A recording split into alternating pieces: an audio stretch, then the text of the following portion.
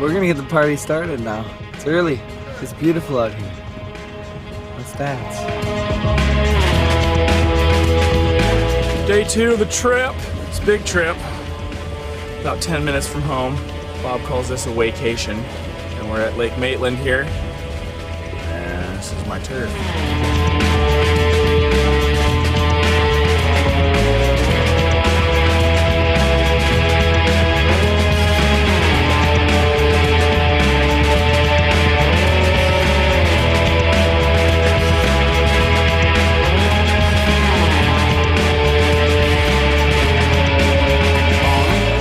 This is Bob's local watering hole, apparently. It's a spring, a really natural setting with perfect concreted walls and perfect steps.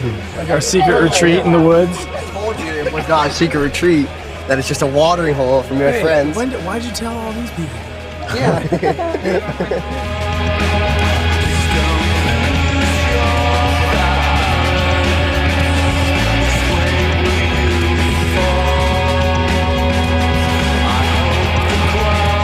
It's way crazier than I expected, and it's really hard to swim down there.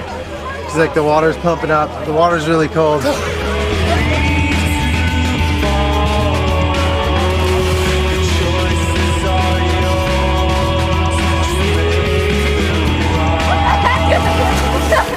Oh, sick line.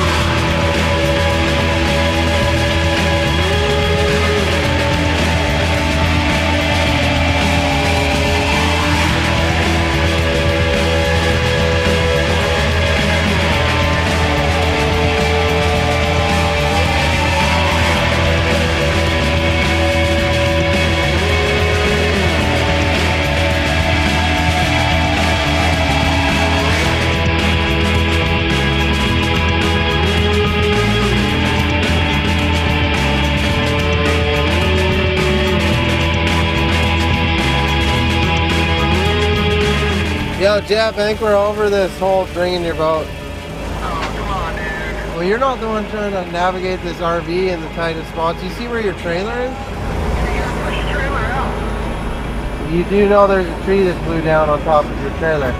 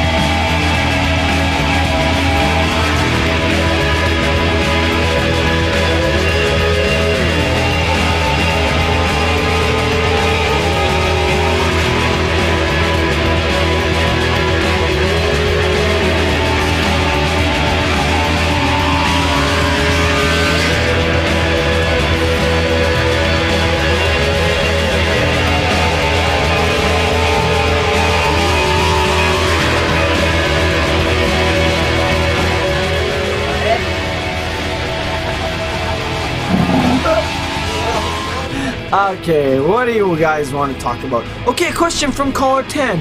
Yes, I did grow up in the suburbs, but now I live on a leisure property. Oh man, finally! I've been waiting for KSI versus Logan Paul all night. I can't wait to see who wins.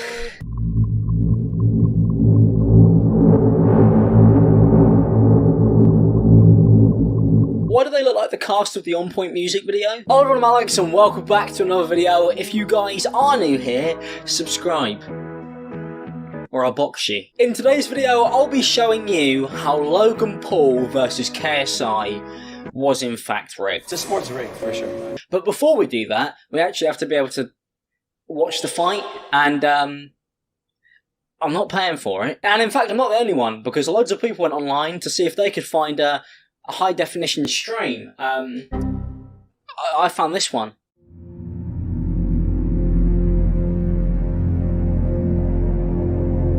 Can you move to the left a bit, mate? I'm struggling to see what's going on. 11,000 people seriously watched the fight in the reflection of a man's glasses instead of forking out a couple quid to watch the actual high definition fight. To be fair, I respect it, because if you save that money, you can pick up some new internet sensation clothing that will be coming out soon. So you can't really knock it, can you? Obviously, I'm joking. There are plenty of actual places that you could have watched the fight if you really wanted to. I actually used this website.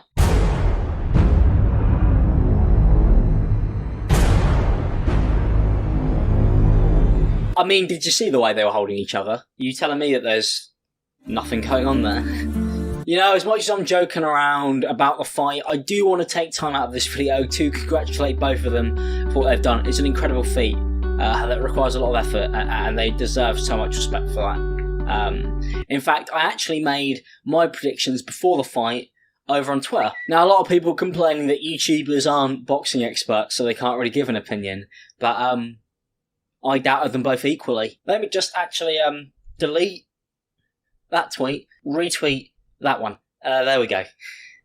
Oh, hang on. I've just seen something. Actually, that's quite creepy. The Simpsons already predicted it. Isn't it scary how they always know? Now, the boxing is pretty much split YouTube in two over the last couple of years. You've got everybody from the UK scene who's been supporting JJ, and then everybody from the American scene who's been supporting JJ. But there's one thing that I think everybody can universally agree on, and that's the fact that Shannon Briggs is annoying. Let's go, champ! The man hasn't been quiet at any point. You know, there are times where he's had his microphone taken away from him, and you can still hear him shouting, "Let's go, champ!" even though nobody is actually letting him talk. He's always found a way to get involved throughout the entire thing, but all of it was worth it for this singular moment. 55. Let's go, champ! Judging that he hasn't shut up for the entire thing, you'd actually assume his team talks would be a bit better, but there is not a more depressing moment than when Logan forces his hand back down because Shannon has preemptively raised it. It's like, oh, maybe you win, hopefully. And if he hasn't done enough talking already, Shannon went on KSI's live stream to explain why Logan lost. No, ain't nothing. We don't consider it a loss. It's a learning experience. But at the same time, it was some shady shit going on. But we'll deal with that another time. It's just a load of waffle. No, but seriously, I'm so glad all this boxing stuff has ended, because it means that I don't have to hear from Shannon the Cannon Briggs anymore. There's only one person I want to hear from about why they lost the fight, and that's Logan himself. I'm sick. I woke up sick. I've been sick for the past 3 days. The first thing I did this morning was sneezed 3 times, and then I've been sneezing throughout the whole day. Sneezing? You lost the fight because of sneezing? Well, quite clearly Justin Bieber didn't bless you during that pre-match prayer. Kill the pause and cancel the pause 25, 30 times. The list goes on. Hang on, I've just got news that there's some exclusive footage that I have actually been personally sent of what they were all looking at when they were doing that ritual.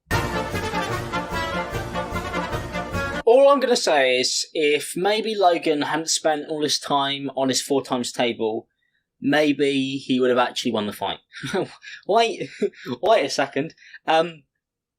When JJ and Logan were doing that press conference and JJ pushes him, it's because Logan asks him what the 7 times 8 is. And if you do the maths, which I can in fact do, 7 times 8 is 56. What is 7 times 8? What are you going to do? What is 7 times 8? Dr. Lou Moret scores the contest 56-55 for the winner by split decision from the United Kingdom. No, that's actually scary. That's a bit weird. Now, if you were watching the fight live, you would have seen that there were loads of interviews going on around all the people who were boxing before KSI and Logan, who no one cares about. But there was one interview that particularly stood out to me, and that was the one with the underdog. I'm here with Swaggy. He's got 1.2 million Instagram followers. Swaggy, bark once for KSI or he's going or bark twice for Logan Paul. 2 barks. Swaggy's going Logan Paul tonight. Finally, an opinion for a true boxing fan. I mean, now one of the things everybody's been complaining about recently is there are loads of people who are just kind of getting involved and giving their opinion, and they have absolutely no idea about boxing, which is why I'm glad that one of the professionals actually uploaded their response to the fight. What's up, guy? Yeah, no one cares. Deji actually then came out and sent out a tweet in response to the fight for Logan. Logan, brother, don't hang your head in shame. You are a warrior. I've been there, and this isn't the end for you. It's pretty funny that Deji has called Logan his brother more times than he said that to JJ this year. But after all of that, after everything that's gone on, there was one person who got involved. A singular person, more annoying than Shannon Briggs. And you may be thinking, who exactly was it? Who could it have been that annoyed you more than Mr. Let's Go champ himself? Well, it was nobody more than famous singer James Arthur. Yeah, I don't know who that is either. He came out and tweeted that he didn't want to see a bunch of white boys pretending to be urban. And I couldn't find a more accurate way to describe KSI and Rick Ross. I'd like to quickly mention that James Arthur says he has the 12th most listened to song on Spotify. But is it quite Heskey time? I don't think so. And you know what? I couldn't help but notice that James Arthur has a big owl tattoo on his neck. And I think he got that because every time somebody sees him, they go, who? Now, all jokes aside, I'm not going to challenge him to a boxing match because I think we can all agree that we're fed up of those. But I do think there's one thing that we could do. Everybody in British YouTube could band together to beat James Arthur to Christmas #1. If this video gets 60,000 likes, I'll make sure it happens. Come on, British YouTube. Don't let me down. All I'm asking is that you put me on the triangle. Now, finally, all jokes aside, I just want to say a genuine huge congratulations to JJ and Logan. I've met both of them, and they're lovely guys, and they have put so much work into this. And after everything, I think they equally deserve the respect for going and putting themselves in a situation that most people wouldn't do, and doing everybody who supported them proud. But I will say that it wasn't even the most entertaining fight on the night. No, if you're paying attention, this happened. Fight you or what? I was more calm here. You? Worked on my thing. I think the more I was getting your voice, the more I practiced being in here, the more comfortable. Like, hey, you do that. Boxing is a weird type of earned conditioning, and that's all it was. Vitali and Bradley Martin throwing punches.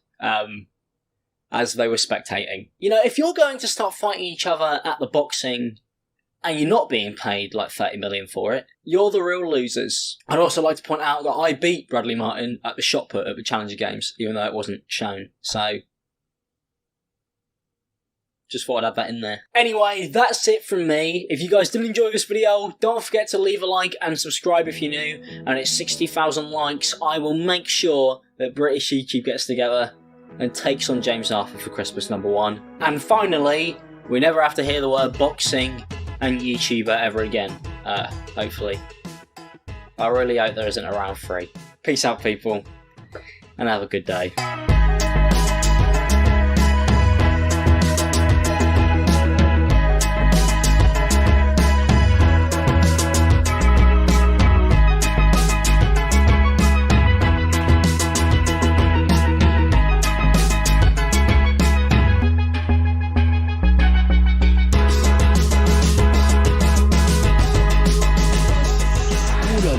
Là, il va prendre un jaune, l'Italien. Pourquoi il fait ça, cet homme? Il a mis un carton.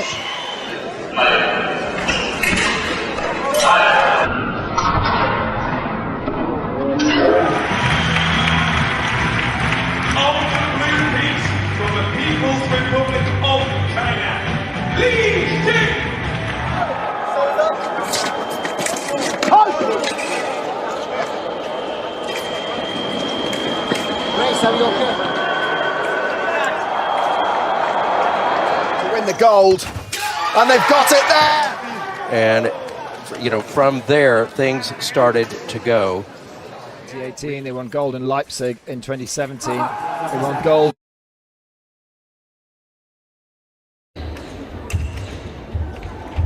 Et il surprend là.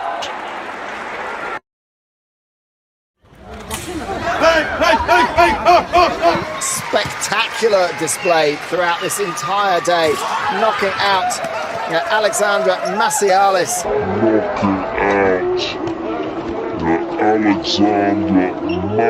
Champion of the world. And Richard Cruz, well, it went wrong for him. He started so well in that match, but couldn't see it through to the end.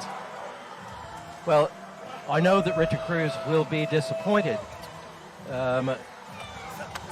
But it's the first British World Championships medal since Championships last year. The 34-year-old Korean Kim Jung-wang is now the champion of the world.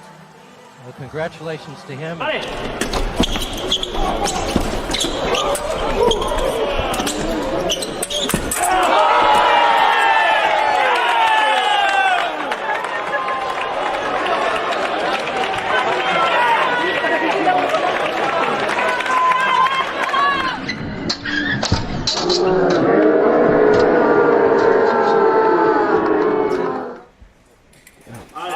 I include myself as an individual. But Daniele Garozzo has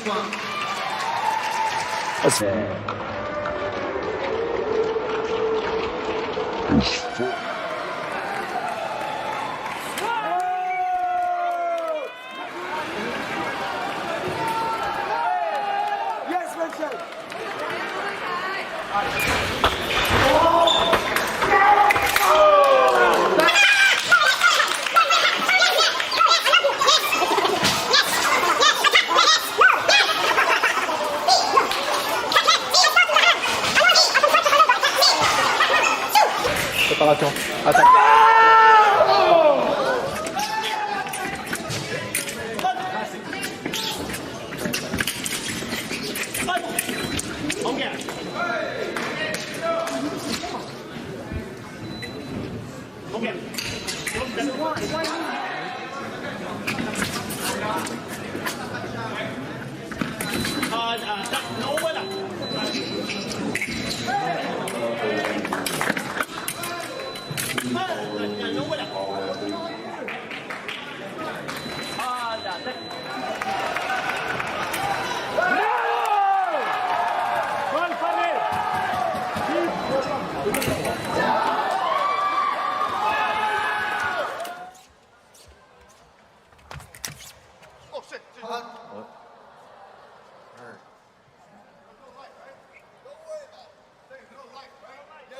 right on the hand. Ow.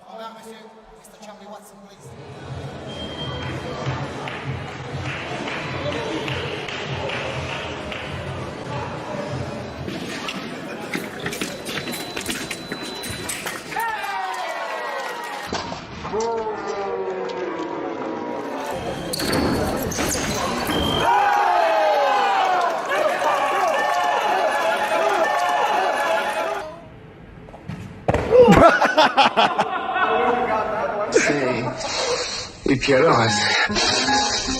Sí, ay, qué das. Inouï.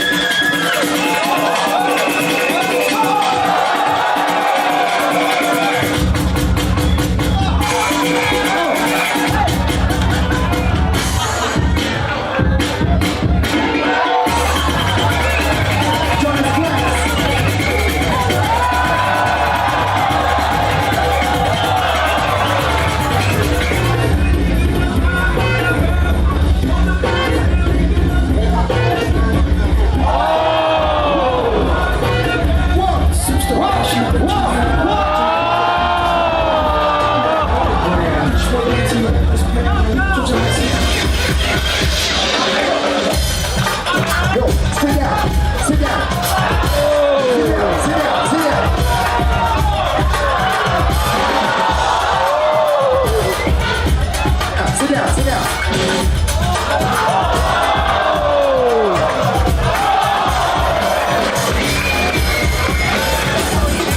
60 minutes. 60 minutes.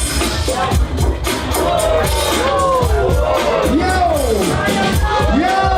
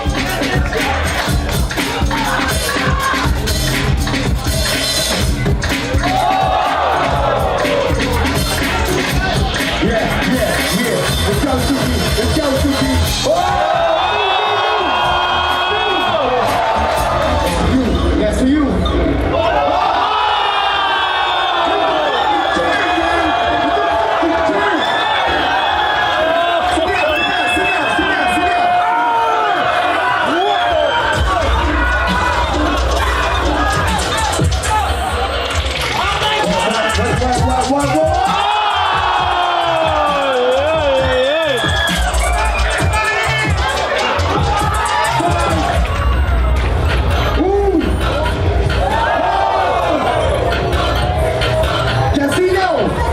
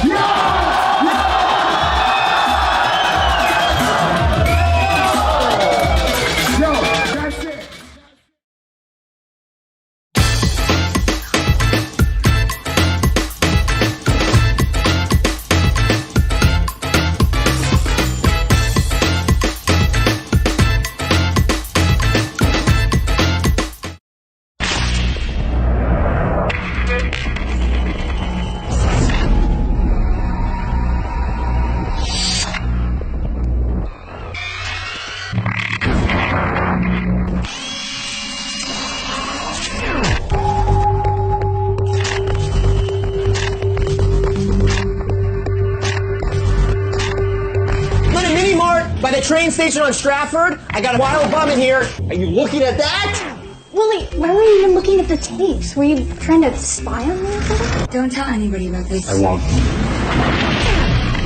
Okay, calm down. I can't find my little friend anywhere! Stop it!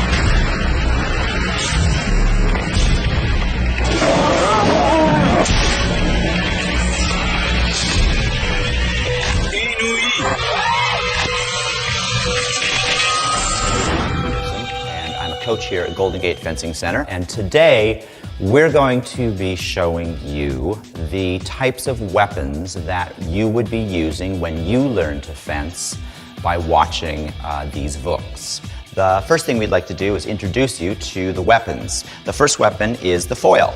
The foil is the lightest of the weapons. The blade is about 43 inches long. It ends in a tip that has a metallic button at the end of it that is part of the electrical scoring apparatus. The bell guard is a smaller bell guard that is there to allow the fencer to deflect the opponent's blade away from their target area. This is called an orthopedic grip.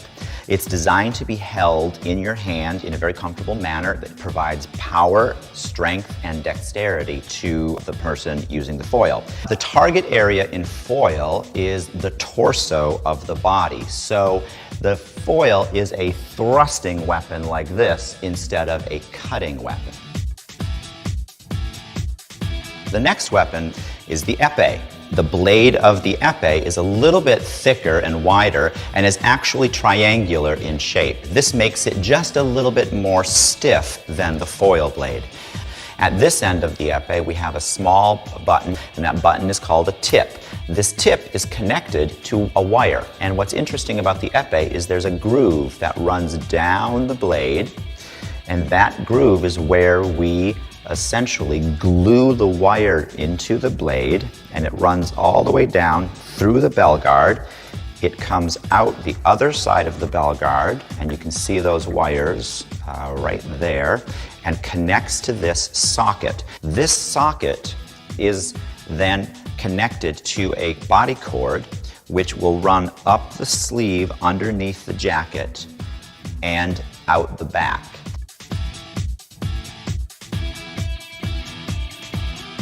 The third weapon we want to use is called the saber. Now, the saber is the only weapon in the sport of fencing that's actually a cutting weapon. If you look at the very end of the saber, unlike the foil and unlike the epee, it has no tip.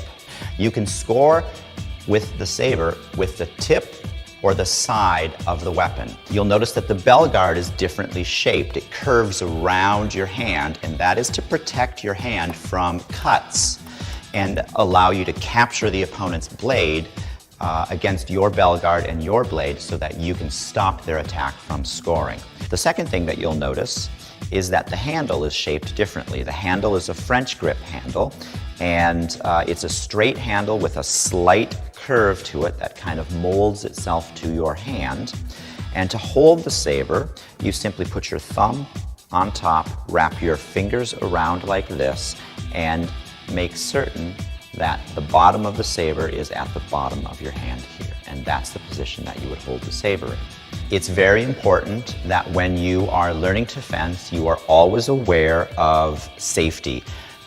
Please don't fence without your full protective gear, and always, Tais-toi, ils ont pas remarqué.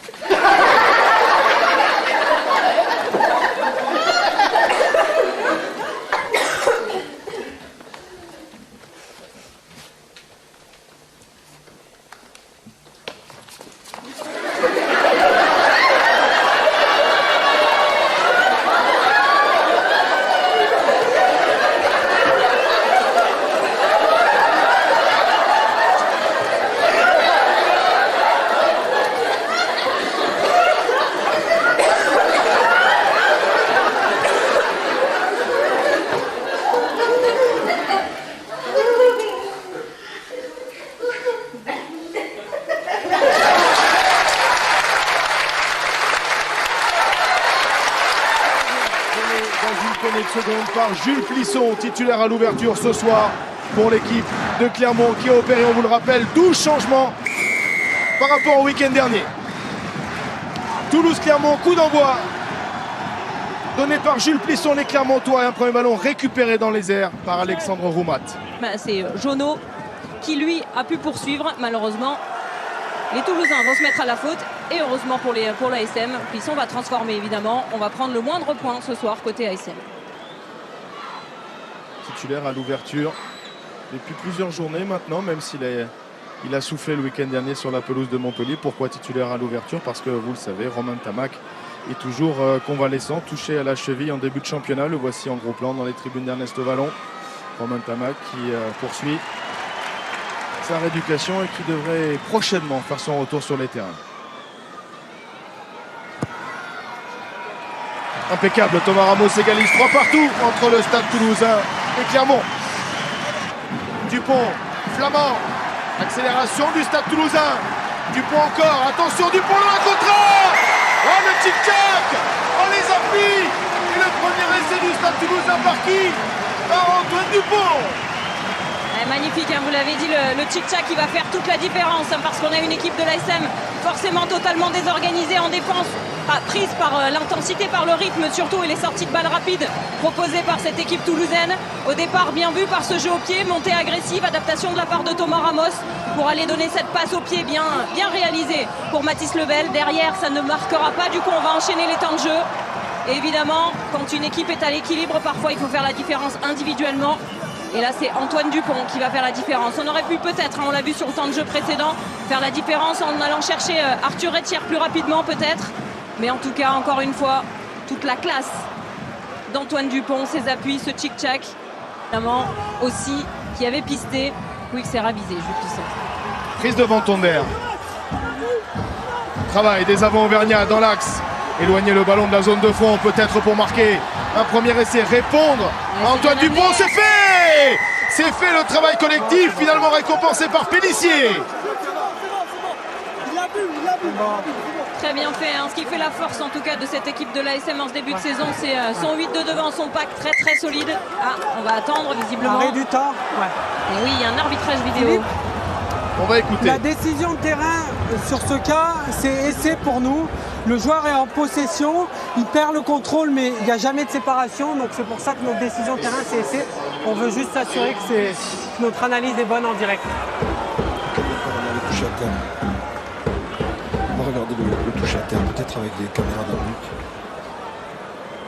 Ah, où ça va, c'est pas mal.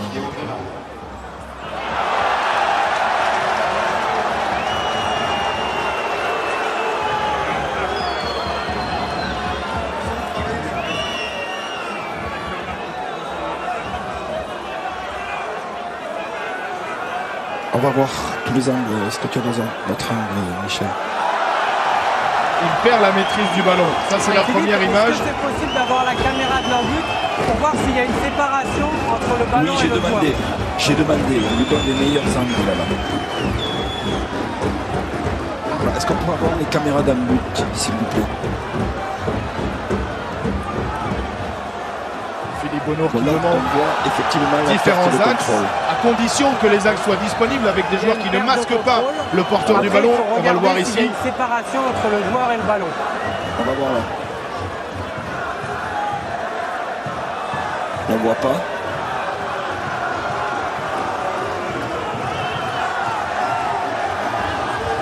C'est le meilleur angle, Benoît. Ok. Bon, merci. Je pense qu'on peut rester sur la décision de terrain qui est essai à partir du moment où le joueur est en possession du ballon. Il perd le contrôle, mais il n'y a pas de séparation. Et le ballon est ensuite pressé. Donc il y a essai. On est d'accord? Non, il n'est pas d'accord, Philippe Bonneau. Je vois qu'il perd le contrôle du ballon. Est-ce que clairement pour toi il y a une séparation? Si oui, montre-nous la séparation. Non, il n'y a pas de séparation. S'il n'y a pas de séparation, oh là là, la décision. La décision, ils ne sont pas d'accord. En possession du ballon, il perd le contrôle, mais il n'y a pas de séparation entre lui et le ballon. Il n'y a pas de séparation, Marie-Alice, mais il n'y a pas de séparation et du coup il y a une pression. L'essai accordé. Mais il y a perte de contrôle. Et au vu de plusieurs décisions sur d'autres matchs, sur d'autres terrains évidemment, ce seraient des essais qui ne seraient pas accordés c'est l'interprétation de l'arbitre qui fait basculer. Flamand, pas de temps mort, la passe au pied contré. Jeu toujours avantage. Ramos, on le retrouve ici, l'avantage qui court toujours. Ramos qui est passé. Et Ramos qui va marquer dans le désordre. Très très bien fait dans le désordre, quelque part encore une fois là où se retrouve cette équipe du stade toulousain en mettant beaucoup de rythme, encore une fois des sorties rapides, on le voit, ils cherchent en permanence le mouvement, mais surtout cette capacité à rebondir et à ne jamais s'avouer vaincu, ne pas forcément passer par le sol, on voit là, prise d'intervalle, et même si on est tenu, la puissance, la mise en action de Thomas Ramos. La parade, je pense qu'on est capable de le faire, mais pour le moment, Penaud a un peu trop de latitude. Trop de liberté pour Damien Penaud, mais toujours autant d'efficacité pour le buteur maison Thomas Ramos. 20-10 désormais en faveur du Stade Toulousain qui capitalise sur les fautes clermontoises. Damien Penaud, extraterrestre, ovni, qui pourrait, pourquoi pas, changer le club. Par Zamanashvili. Avantage en avant. Et un ballon récupéré en deux temps par Thomas Ramos. Est-ce qu'on reprendra Thomas Ramos? J'ai peur que non. J'ai bien peur que non, il va vite, trop vite. C'est malgré le plongeon désespéré de Damien Penaud, c'est Thomas Ramos qui signe un doublé. Un ballon qui traîne et 80 mètres plus loin, c'est la punition. Exactement, voilà, encore un déchet, hein, on en parlait juste avant, ces petites imperfections hein, qui n'étaient pas autant présentes en première mi-temps côté clermontois, ou en tout cas qui n'avaient pas permis aux Toulousains de scorer aussi facilement sur un essai, mais on le sait, cette équipe toulousaine, la moindre erreur, sont capables d'aller la mettre entre les poteaux. Déviation pour Viala, interception de Roubat, Alexandre Roubat, le grand Alexandre Roubat qui file et qui marque le 4e essai en contre du Stade Toulousain. Premier essai sous ses nouvelles couleurs. La chevauchée de l'une des recrues vedettes à l'intersaison du Stade Toulousain. Ouais, c'est clairement ça, hein, parce que il est toujours très important dans les zones de touche, alors pas en contre, justement parce que là ils avaient décidé de ne pas sauter, donc il était en pleine possession de ses moyens pour regarder ce qui allait se passer et pour justement venir intercepter ce ballon, et derrière toute la vitesse, on connaît toutes ses qualités de combattant, de sauteur. C'est poussé au pied par Ramos dans le dos de Marvin O'Connor. Il y a Capozzo qui va jaillir, qui va marquer, il est retenu en tous les cas, il est gêné. Que décide Monsieur Rousselet? Et c'est attribué à Ange Capozzo. Ça n'était pas évident. En tous les cas, il a été gêné. On va le revoir évidemment sous différents axes. Ange Capozzo peut servir offensivement ce soir, Marialis, mais opportuniste. Ouais, sur ce mouvement-là, toute la vitesse pour revenir sur Marvin O'Connor, passer au milieu des deux, et oui, est validé. Rien à dire sur cet essai validé, mais encore un essai qui intervient après une énième pénalité contre les Clermontois, 5 pénalités d'affilée contre eux, et derrière le Stade Toulousain qui s'est largement exploité ces erreurs-là pour derrière marquer de très beaux essais, encore sur une passe au pied bien millimétrée. Les potentiels joueurs sélectionnés avec des sélections, que ce soit le 15 de France, le 15 italien. Et il y aura peut-être Jaminet qui vient planter une nouvelle banderille, qui vient de déchirer le rideau défensif de Clermont pour un 6e essai. La barre des 40 points est franchie, 44-10, 6e essai. Et la réalisation, elle est signée par cet homme, Melvin Jaminet, qui lui aussi inscrit son premier essai sous ses nouvelles couleurs. Marquant, voilà, sur la combinaison, c'est un retour intérieur, hein, là il se fait prendre, c'est là, sur la mêlée, les 3e lignes qui sortent pas assez rapidement, et à l'inverse Anthony Bello qui commence à glisser, ça ouvre un intervalle. Très bien vu cette remise intérieure. Jusqu'à présent le Stade Toulousain cherche beaucoup le même sens, cherche beaucoup les extérieurs. Et puis alors, c'est... Ah, j'adore. Inouï.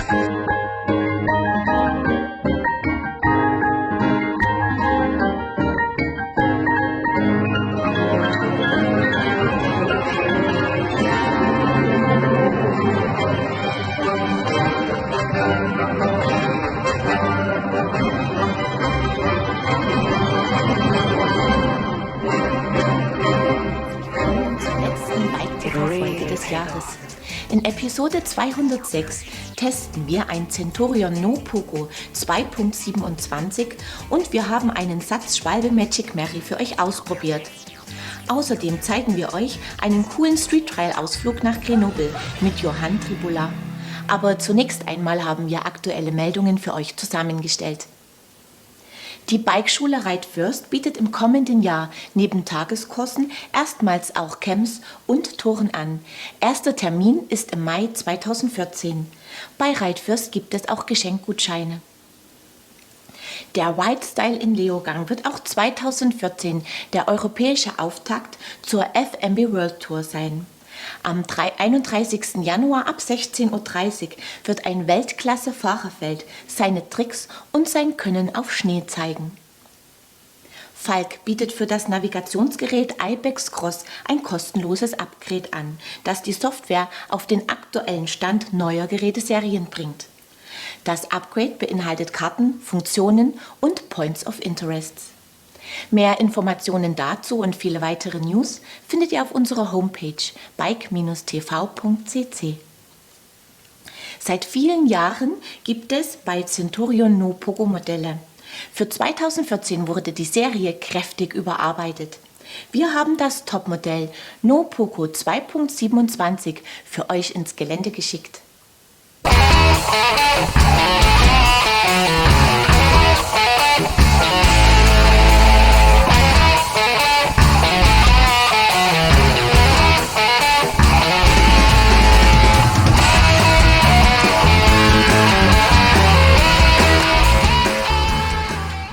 In den 90ern stellte Centurion ein Fully ohne Pedalrückschlag oder Pogo vor. Seitdem gibt es in der Bike-Palette der Marktstädter No-Pogo-Modelle. Unser Testrad, das No Pogo Ultimate 2.27 aus dem Modelljahr 2014, ist das Topmodell der Serie. Es ist ein All-Mountain mit 140 mm Federweg am Heck und 150 mm Gabel, die auf 120 mm abgesenkt werden kann. Beide Federelemente kommen von Fox. Eine 32 Talas CTD Fit Performance Kabel und ein schwimmend gelagertes Float CTD SV Evolution Federbein. Die Sitzposition ist komfortabel, dabei ist der Fahrer gut über dem Innenlager positioniert und kann sehr effizient treten. Tatsächlich zeigt das No Pogo wenig Whip-Tendenzen. Es klettert souverän und ist beschleunigungsstark. Sein Gewicht liegt bei 13,73 Kilo.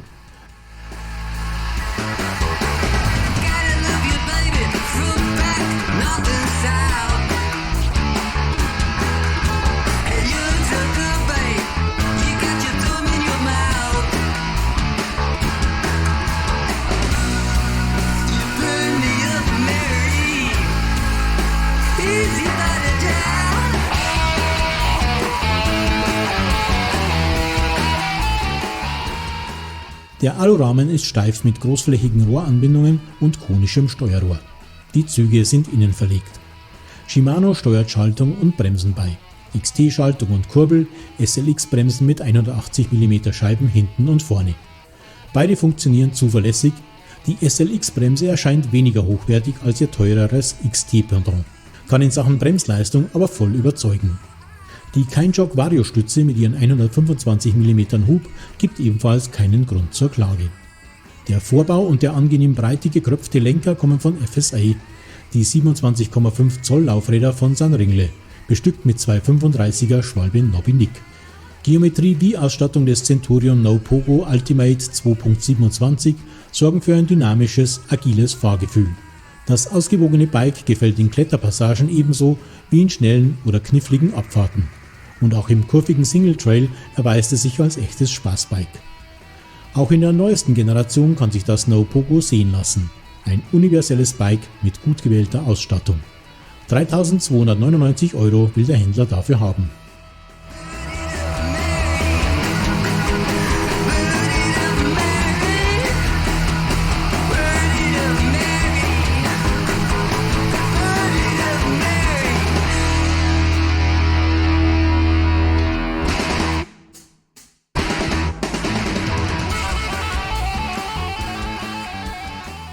Ein schickes Rad zu einem guten Preis. Wer von euch erinnert sich an die No-Poco-Modelle aus den 90er Jahren und hat vielleicht sogar noch Fotos davon? Wir freuen uns über eure Posts auf unserer Facebook-Seite facebook.com/biketv. Mit der Magic Mary hat Schwalbe, die Nachfolgerin der bewährten Muddy Mary, vorgestellt. Wir haben den Reifen gründlich für euch ausprobiert.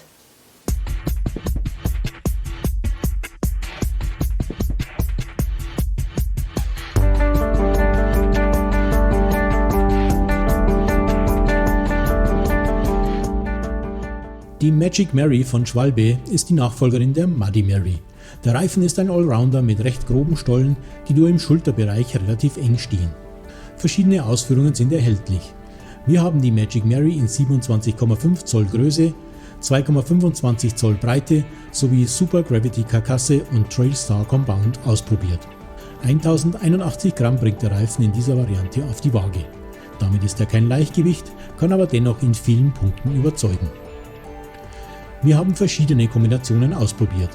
Magic Mary vorne und hinten, Magic Mary am Hinterrad kombiniert mit einem Dirty Dan vorne und Magic Mary vorne mit einem Hansdampf am Hinterrad, je nach Bodenverhältnissen. Mit ihrem Profil und der Trailstar-Mischung rollt die Magic Mary auf Asphalt, Fühl- und auch hörbar relativ schwer. Im Gegenzug bietet sie im Gelände super Grip. Sie kann mit wenig Druck gefahren werden, ohne dass die Pannengefahr übermäßig steigen würde. Der Reifen verbeißt sich ordentlich in den Boden, der durchaus tief werden kann und hält auch auf felsigem oder wurzeligem Terrain gut. So sorgt die Magic Mary am Hinterrad für guten Vortrieb und vorne für Spurtreue und sicheres Lenken. Auch heftige Lenkmanöver meistert sie prima. Das Bremsverhalten hat uns ebenfalls gefallen. Mit zunehmender Kälte verhärtete die Gummimischung etwas, ein Reifen für wirklich kalte Tage ist diese Version der Magic Mary eher nicht. Dennoch überzeugt sie als guter Allrounder, der mit vielen Böden gut zurechtkommt. Für absehbar dauerhaft trockenen und harten Untergrund sollte man auf weniger profilierte Modelle ausweichen. Bei wechselhaften Bedingungen erspart die universelle Magic Mary manchen Reifenwechsel. In der von uns getesteten Ausführung kostet sie 59,90 €.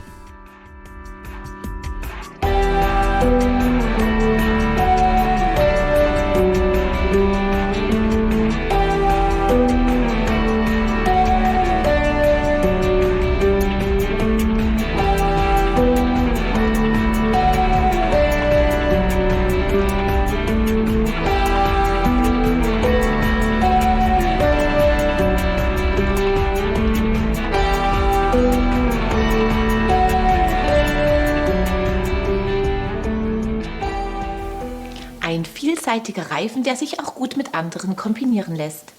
Ihr könnt diesen und viele weitere Beiträge auf unserem YouTube-Kanal auch in 3D sehen. Falls ihr eine 3D-Brille benötigt, schreibt uns einfach eine Mail an redaktion@bike-tv.cc. Wir schicken euch gerne kostenlos eine zu. In unserem Passport du Soleil-Bericht war unter anderem die Trailshow der Brüder Tribolat zu sehen. Jetzt zeigen wir euch, wie Johann Tribolat mit seinem Trialbike Grenoble rockt.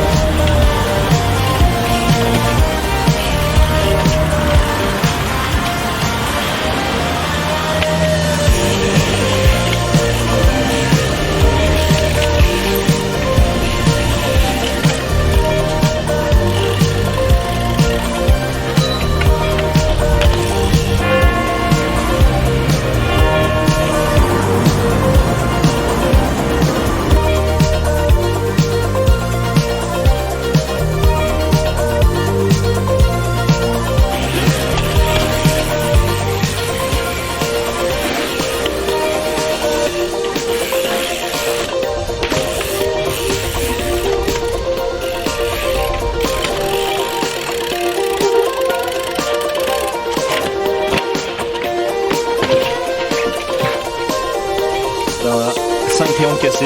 Largement.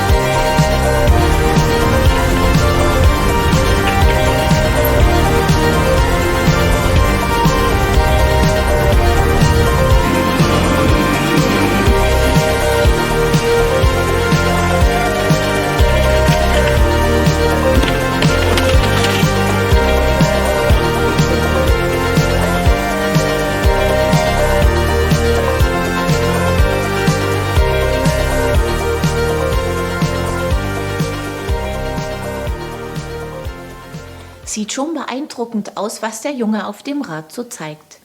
Damit ist die letzte Bike-TV-Sendung des Jahres 2013 zu Ende und auf euch wartet unser Gewinnspiel. Dieses Mal könnt ihr 3-mal ein schickes Pack-Schlauchtuch im Bike-TV-Design gewinnen. Um dabei zu sein, müsst ihr mir einfach die folgende Gewinnspielfrage richtig beantworten. Welche Laufradgröße ist am Centurion No Poco aus unserem Test montiert? Das Gewinnspielformular findet ihr auf unserer Homepage unter der aktuellen Sendung. Tragt einfach eure Antwort ein und schon seid ihr dabei. Die Gewinner ziehen wir aus allen richtigen Antworten. Ich drücke euch die Daumen. Das Sigma Sportrücklicht aus der letzten Sendung geht an Dana Kshishan. Herzlichen Glückwunsch!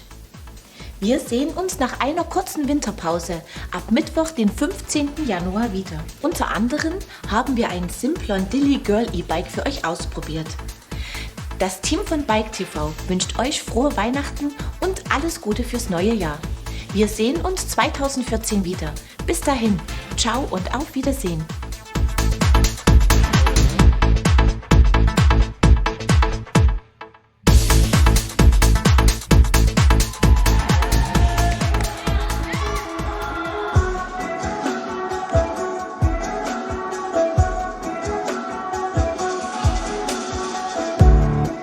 In the mud,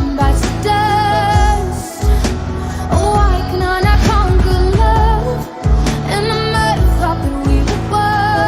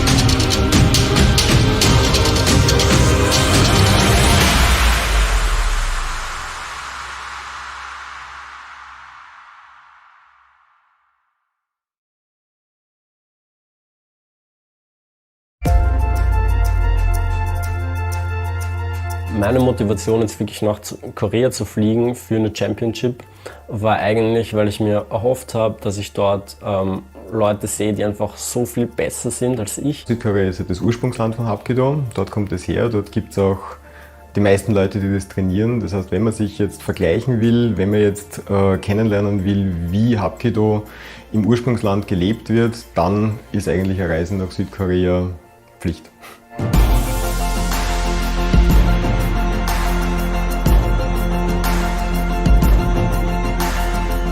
Die Mentalität der Leute, die Mentalität zum Thema Kampfsport, das ist etwas total Natürliches. Jeder macht Taekwondo oder Hapkido und die Kinder kommen in ihren Turnsachen und binden sich den Gürtel um und trainieren und dann spielen sie ein bisschen und dann gehen sie wieder heim. Manchmal essen sie auch im Dojang am Boden Pizza und das ist ein großer Unterschied. In Korea ist Kampfkunst Teil von der Alltagskultur.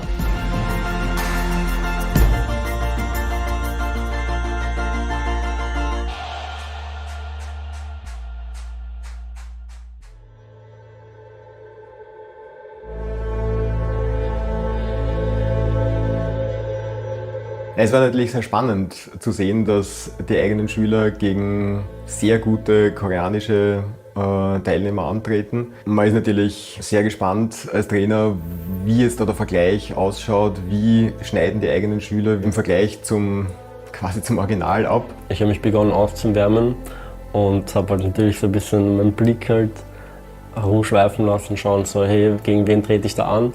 Und es waren 2 Typen dort, die waren echt gut drauf. Die haben sich mit so Flips und Flickflacks und so aufgewärmt und da habe ich schon gewusst, hey, die sind sicher ziemlich gut drauf und war eigentlich voll excited und dachte so, okay, jetzt kannst du echt losgehen, ich will sehen, was sie drauf haben.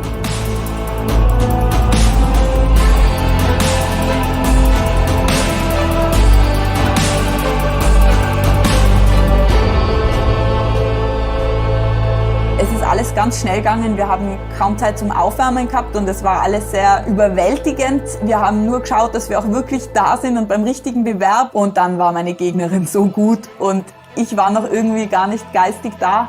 Und dann habe ich mir während dem Wettkampf wirklich gedacht, was mache ich eigentlich da?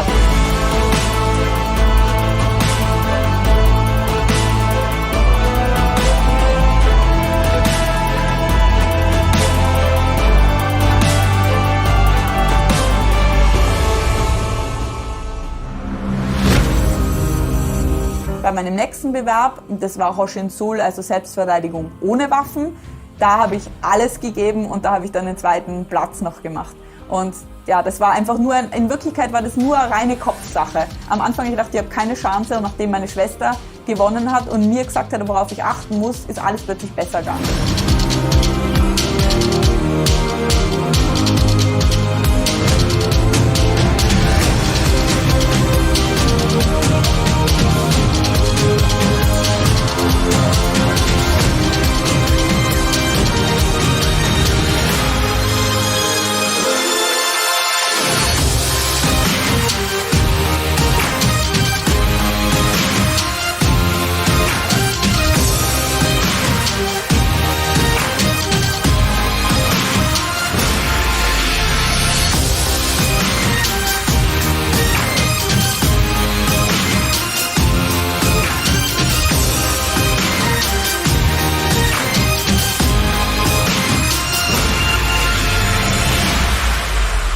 Unsere Schüler haben bei der Championship selbst 8 Goldmedaillen, 7 Silber und 3 Bronze gewonnen.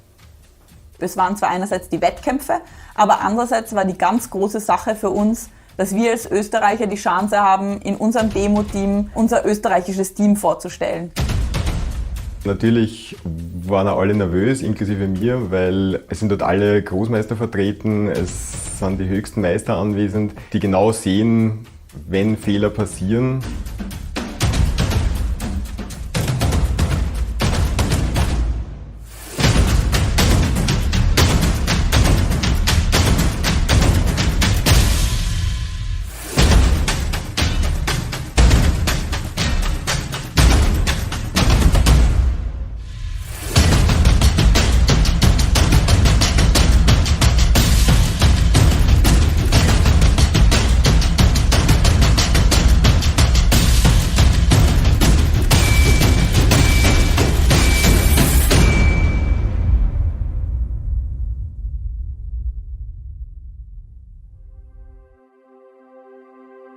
wie wir dann unseren Part absolviert haben, danach und auch währenddessen, es waren richtige Glücksgefühle zu dem Zeitpunkt, das Adrenalin, es war wirklich ein großer Moment, glaube ich, für alle.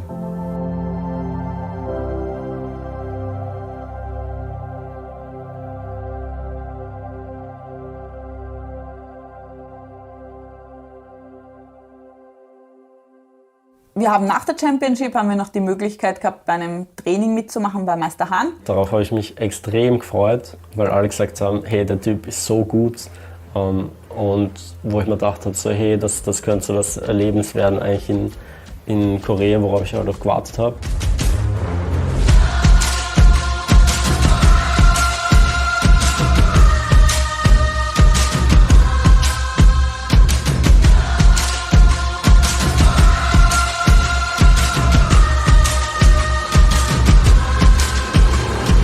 Ich bin auch mit der Hoffnung hingefahren eigentlich, dass der eingesprungene Dorajagi eben so ein Kick ist, den ich schon extrem lang trainiere, aber einfach nicht check, irgendwas fehlt halt. Und beim Training mit Großmeister Hahn konnte ich ihn das ähnlich fragen. Ja, da hat er mir eben was erklärt und zu dem Zeitpunkt irgendwie, ich habe es probiert und auf einmal hat so einen Kick gemacht und es ging halt.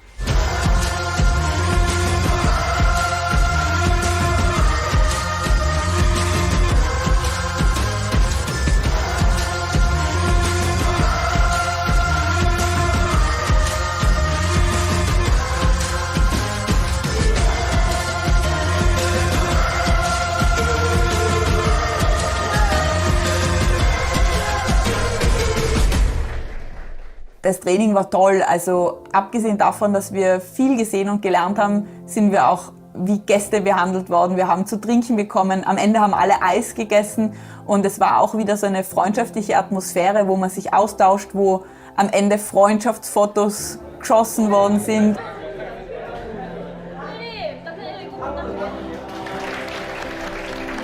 Ich mache Hapkido jetzt schon seit 11 Jahren. Und mir gefällt am Hapkido immer noch das Gleiche, was mir ganz zu Beginn gefallen hat. Und trotzdem ist es inzwischen schon ganz was anderes für mich wie am Anfang. Und das zweite wichtige Element ist einfach die Gruppe. Weil wenn du jeden Tag weißt, du gehst dahin und das sind deine ganzen Freunde und du kannst einfach Spaß haben, dann ist das immer wieder ein neuer Grund, dorthin zu gehen.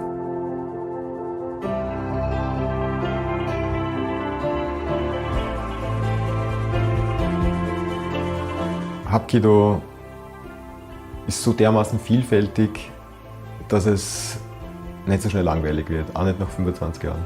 Hapkido ist für mich eine Sportart, die mich eigentlich schon seit klein auf begleitet. Ja, und ich könnte irgendwie nicht ohne ihr. Also das ist